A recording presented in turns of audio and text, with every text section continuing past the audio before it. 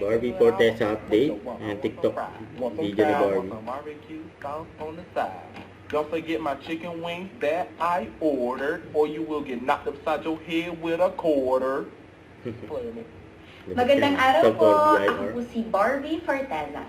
Paalala lang po, ang paghahain at pagbabayad ng inyong income tax ay extended hanggang May 15, 2026. Maaari po kayo mag-file at magbayad sa pamamagitan ng EFPS o bumisita sa pinakamalapit na tanggapan ng BIR. Huwag pong kalimutang tuparin ang ating tungkulin bilang responsableng mamamayan upang makaiwas sa penalties. Maraming salamat po! Yun. Kasi nga meron tayong image na pinangahawakan, pinapangalagaan. So, I think mas yun. More than being a soft girl, mas I try to be nice to everyone. Kasi,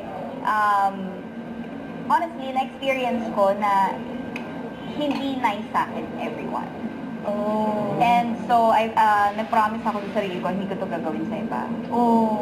So, yun. That's why, I always try to be nice to everyone, accommodating, ganyan. Kasi, kung ano yung, yan, katulad ng bata ako na hindi sila nice sa akin, yun yung impression na naibigay sa akin. Happy 17th Gay followers! Boy fans!